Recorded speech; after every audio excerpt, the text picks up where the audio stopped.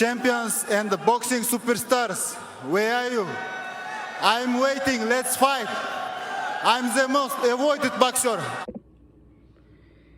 The untouchable True School Sports Empire proudly presents something the boxing game's missing. Hey, what's going on? It's your boy BT. I came here to talk some boxing with the thousands of True School Sports subscribers. Alright, so this is my follow-up video to a video that I made like 3 weeks ago when I first heard about this fight. And it was the co-main event on the Regis Prograis Danielito Zorilla undercard.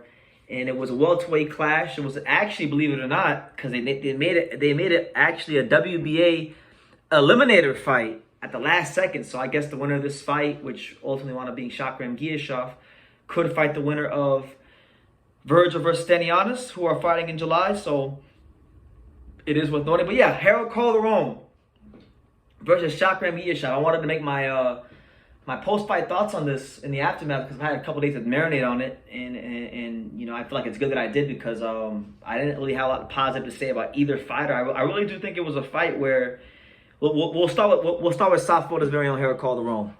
From the Harold Calderon side of things, I've had a chance to watch Harold fight for many years.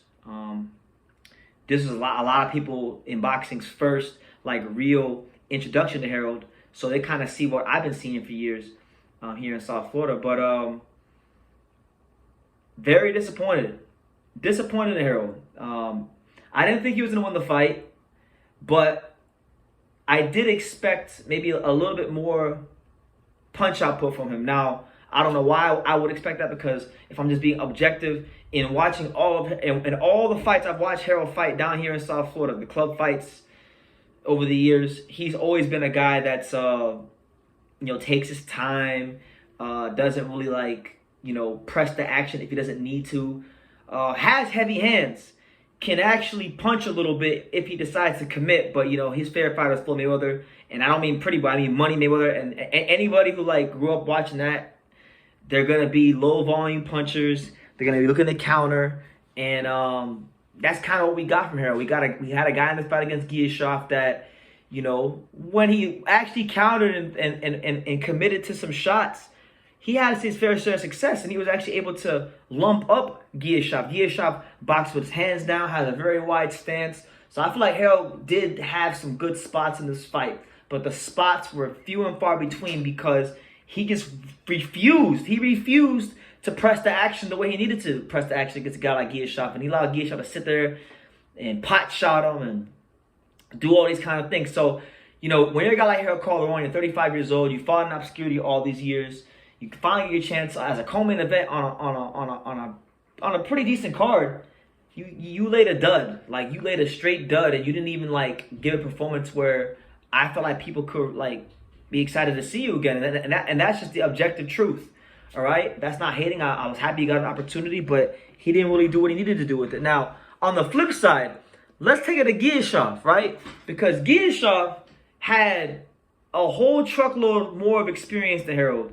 So while I am disappointed in Harold, believe it or not, and it's weird that I'm saying this, but I'm actually more disappointed in Giyasov because you're the guy with the pedigree. You're the guy that really wasn't getting, you know, hit a lot. You were the guy that was in control of the fight for most of the fight. And the fact that he never really hurt Harold, that he didn't put him away, I think it's very concerning. You know, any of the questions that we had about Giyashov's power in this weight class, I definitely think they should be questioned because Harold Calderon is, you know, 27 fights, yes, but, you know, he's inexperienced at that level, and you had a lot more experience to him overall as a fighter. And, you know, this is a fight where Giyashov, where I feel like he was supposed to show his class, and he didn't, you know. And it's very alarming to me because Harold Calderon really is on his resume the first real full-fledged big 147-pounder he's fought. And if Giyasov has any ambitions of fighting the guys like Virgil or the Boots or those kind of guys, those are all bigger welterweights. And he's going to need to know what to do with those kind of guys. And I just feel like in this fight, you know, I didn't see the gap in class that I needed to see to get excited about him moving forward. So this is one of the rare occasions in boxing where I actually wound up leaving equally disappointed with both the winner and the loser of the fight, because the winner of the fight didn't show the gap in class that he needed to show, and the loser of the fight, to be honest, didn't even look like he came to win. It was very disappointing from Harold. He kept throwing his straight left hand. Like, so Harold has this thing where when he throws a straight left hand, he throws straight left hand and he kind of falls forward and then kind of falls up into a square position. And when you're fighting a more experienced guy like Giyasov, you can't just throw a straight left hand and then fall up and then just square up like that, because then a guy like that will take advantage of that. You know, you're an easier target to hit.